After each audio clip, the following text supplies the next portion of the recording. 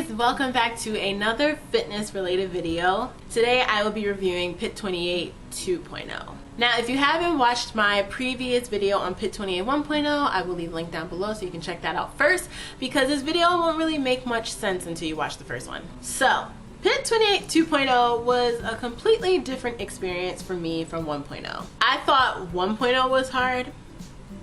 I took that back instantly when I started doing 2.0. 2.0, I would say, is 5 times harder than 1.0 because the moves are 5 times harder, 5 times more complicated.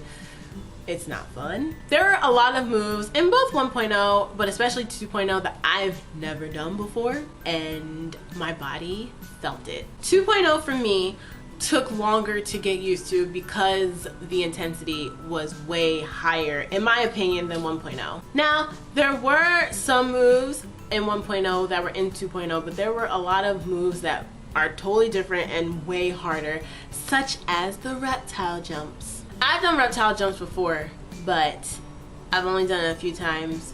In PIIT28 2.0, expect to do those a lot. They will be your worst enemy. 2.0, I became more tired once again because my body wasn't used to it. The hunger thing didn't really happen too much. I was just more so tired than anything. Also with 2.0, you don't get any bonus videos with 2.0, which I'm really actually happy about, because it's so much harder. Like, you don't even need bonus videos. But the layout is the same as 1.0. You do it for 28 days, you do 4 rounds, 7 moves, 45 seconds on, 15 seconds off, you repeat it 4 times. It's the same exact layout as 1.0, just way higher intensity. With 2.0, I did 2 rounds just like I did with 1.0. Only thing about 2.0 is that I wish we had another tank top to earn, because that was like 10 times harder. I wish there was like PIIT28, but it said like 2.0 somewhere on this tank top. That would have been really cool. But I'm happy that I earned this tank top either way, so it's all good. My biggest complaint for me with 2.0 is the tiredness. I was so tired the whole program, like the whole time I did 2.0. I don't know why, but I just don't know. I was just tired all the time, I guess because it was more intense. I thought my body would be kind of used to it and like adapt to it faster because I was already doing 1.0, so I thought it was like, you know, how much harder could it be on my body? It was way harder. I totally was not prepared for the beating that my body was going to get. But once again, I did see even more results with 2.0. I lost even more fat, I gained even more muscle, so I wasn't really like too upset that I was so tired all the time. That's all I really have to say about 2.0. After 2.0, you can do whatever you want. After you do 2 rounds of that, like, you can go back to 1.0, you can keep doing 2.0. I personally designed my own calendar. I got this idea from someone on Instagram, I forgot her name, but you mix 1.0 and 2.0 together to create 3.0. So basically what I did was I made a calendar and I mashed together similar workouts for similar days from 1.0 and 2.0, and I alternated it every day.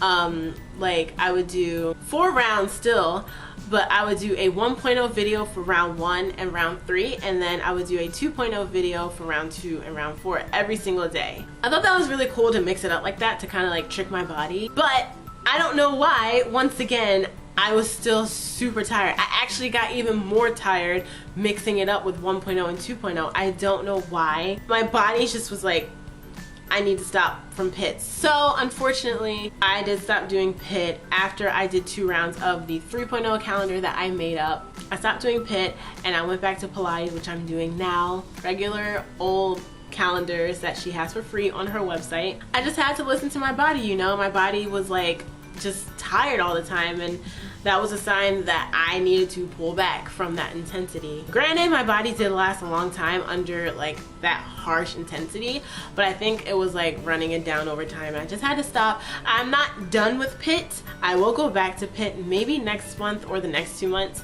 I'm gonna alternate it now. I figured out I'm gonna alternate between regular Pilates calendars and PIIT calendars.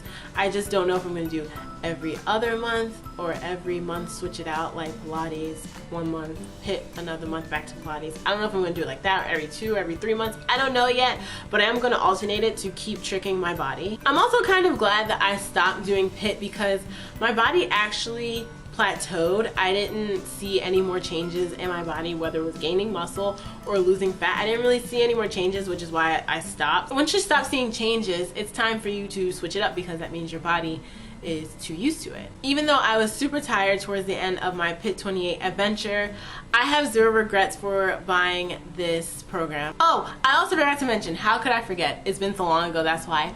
But when you complete 2 rounds of 1.0 and you purchase 2.0, you get money off from 2.0. I actually paid less for 2.0 than I did for 1.0. I think I got $10 or $15 off. I got a coupon code in my email, and that just blew my mind. They said because I'm a loyal pitster or something like that, I get money off. That was amazing. So if you do complete 1.0, I believe they still do that.